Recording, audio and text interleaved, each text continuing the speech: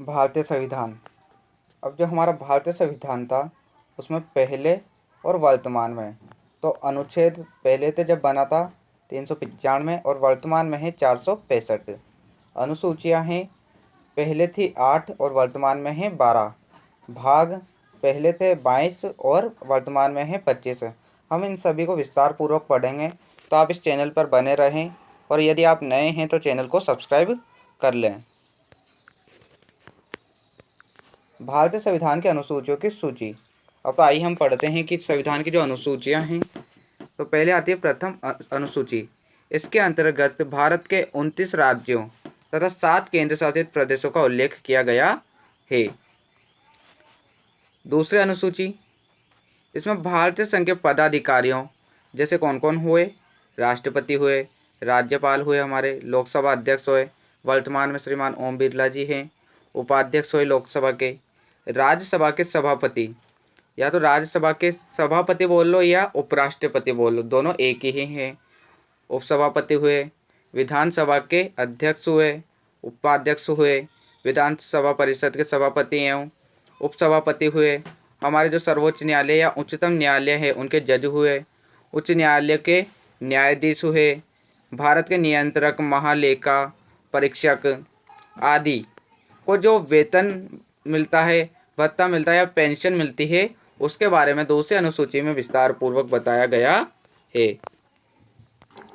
तीसरी अनुसूची, इसमें भारत के विभिन्न पदाधिकारियों जैसे राष्ट्रपति, उपराष्ट्रपति, उच्चतम न्यायालय के जो न्यायाधीश होते हैं, उच्च न्यायालयों के न्यायाधीश की शपथ का उल्लेख है।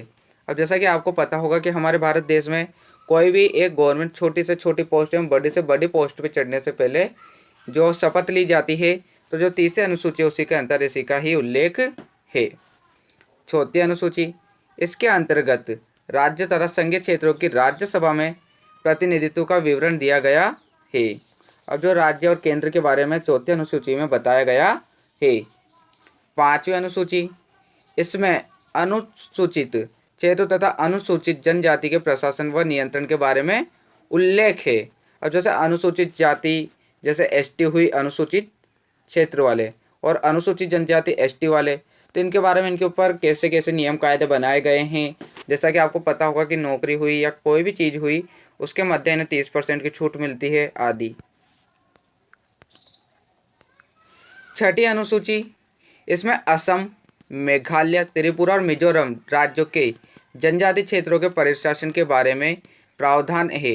अब जैसे असम का इलाका हुआ, जैसे वो 7 सिस्टर्स बोला जाता है, उनमें कैसा प्रशासन किया जाएगा, क्योंकि वहाँ का जो भौगोलिक आधार पर जो वहाँ की सीमा रेखाएं आदि हैं वो भारत के अन्य राज्यों से थोड़ी अलग हैं, तो इस कारण उसके बारे में हमें यहाँ पर बताया गया है।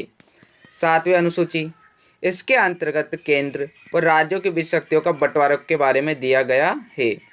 यानी कि जो राज्य और केंद्र के मध्य शक्तियों का बंटवारा होता है, और वो 3 सूचियों के अंतर्गत है। संघ सूची, तो संघ सूची मैंने पहले भी बताया है। इसके अंतर्गत 100 विषय हैं। इन विषयों पर कानून बनाने का अधिकार केवल केंद्र को है। संविधान के लागू होने के समय इसमें 97 विषय थे। अब जैसा कि आपको पता होगा कि हमारे देश में कानून अलग अलग स्तर पर बनाए जाते हैं, जैसे केंद्र स्तर पर हुआ, राज्य स्तर पर हुआ। तो जो केंद्र स्तर पर कानून बनाने का जो अधिकार है वो केवल केंद्रीय सरकार को है, और उसमें पहले 100 विषय थे, वर्तमान में 100 विषय, और पहले जब संविधान लागू हुआ था तब 97 विषय थे। अब राज्य सूची, तो राज्य सूची के अंतर्गत राज्य को कानून बनाने का अधिकार है। इस सूची में 61 विषय हैं जिन पर कानून बनाने का अधिकार केवल राज्य को है, लेकिन राज्य से संबंधित मामलों में केंद्र भी कानून बना सकता है। अर्थात हमारे यहाँ जो केंद्र है वो सर्वोच्च माना जाता है। यदि कोई ऊंच नीच हो जाती है, कोई छोटी गलती हो जाती है, तो उसको लेकर केंद्र यहाँ पर भी अपनी दखल अंदाजी कर सकता है। संविधान के लागू होने के समय इसमें 66 विषय थे। अब पहले इसमें 66 थे, लेकिन वर्तमान में 61 ही रह गए हैं। समवर्ती सूची, इसके अंतर्गत 52 विषय है, पर केंद्र और राज्य दोनों कानून बना सकते हैं, परंतु कानून के विषय पर समान होने पर केंद्र सरकार द्वारा बनाया गया कानून मान्य होता है। राज्य द्वारा बनाया गया कानून केंद्र द्वारा बनाए गए कानून के बाद समाप्त हो जाता है। संविधान लागू होने के समय इसमें 47 विषय थे। अब जैसा कि मान लीजिए कोई कानून बना दिया राज्य ने, जो हमारी राज्य सरकार है उसने कोई कानून बना दिया, कोई एक दिक्कत आ जाती है तो जो राज्य ने कानून बनाया है उसे केंद्र बदल सकता है और इसमें हस्तक्षेप भी कर सकता है।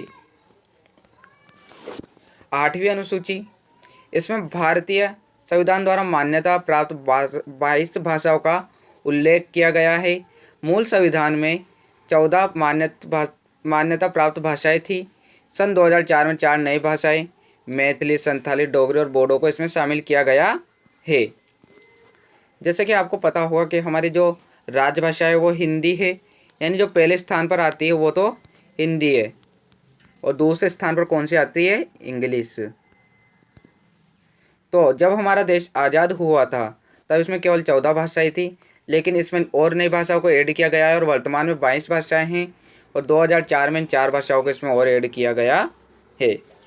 आपके बहुत उच्च लेवल की कंपटीशन एग्जाम की तैयारी हो जाएगी यदि आप इस चैनल पर बने रहेंगे तो। 9वीं अनुसूची, यह अनुसूची प्रथम संविधान संशोधन अधिनियम 1951 द्वारा जोड़ी गई थी। इस अनुसूची में सम्मिलित विषयों का न्यायालय में चुनौती नहीं दी जा सकती है, लेकिन यदि कोई विषय मौलिक अधिकारों का उल्लंघन करे तो उच्चतम न्यायालय इस कानून की समीक्षा कर सकता है। अभी तक 9वीं अनुसूची में 283 अधिनियम हैं जिनमें राज्य सरकार द्वारा संपत्ति अधिकरण का उल्लेख प्रमुख ही है। अब जो यह 9वीं अनुसूची है हमारे मूल संविधान में नहीं थी, लेकिन 1951 में से जोड़ा गया है। यदि इसके विषय जो भी इसके अंतर्गत विषय आते हैं उन्हें न्यायालय में चुनौती नहीं दी जा सकती है, लेकिन यदि कोई जो विषय है वो अपनी सीमाओं को पार कर जाए या मौलिक अधिकारों का हनन करे या कानून के विपरीत जाए तो ऐसे में इसे उच्चतम न्यायालय में भी चुनौती दी जा सकती है। 10वीं अनुसूची, इसे 52वें संविधान संशोधन अधिनियम 1985 द्वारा मूल संविधान में जोड़ा गया। इस अनुसूची में दल बदल संबंधित कानूनों का उल्लेख किया गया है। अब मैं आपको एक और जानकारी दे दूं कि राज्य से संबंधित जो दल बदल की परिणति है वो आई थी सामने 1967 के आम चुनाव में, और केंद्र में आई थी ये परिणति सामने कब आई थी, 1989 में। मैं इसके ऊपर भी एक कहना बढ़िया वीडियो बना दूंगा, तो आप चैनल पर बने रहें। और 11वीं अनुसूची है, यह अनुसूची 73वें संविधान संशोधन अधिनियम 1992 द्वारा मूल संविधान में जोड़ा गया। यह अनुसूची पंचायती राज से संबंधित है, जिसमें पंचायती राज से संबंधित 29 विषय है। अब जो 11वीं अनुसूची वो काय के ऊपर है, पंचायती राज के ऊपर। पंचायती राज से संबंधित इसमें विषय नए जोड़े गए हैं। 12वीं अनुसूची, यह अनुसूची 74वें संविधान संशोधन अधिनियम 1992 द्वारा मूल संविधान में जोड़ा गया। इसमें शहरी क्षेत्रों के स्थानीय स्वशासन संस्थाओं से संबंधित 18 विषय हैं। अर्थात कि ये जो संविधान संशोधन हुआ था 1992 में, उसमें जोड़ा गया और इसमें क्या है, शहरों का, और जो 11वीं अनुसूची है उसमें काय का है, ग्रामीण का। इसी के साथ आपका यह अनुसूची वाला टॉपिक खत्म हुआ। यदि आपको ऐसी ही और वीडियो चाहिए तो आप चैनल पर बने रहें, आपको ऐसी ही और वीडियो इस चैनल पर ही उपलब्ध करवाई जाएगी।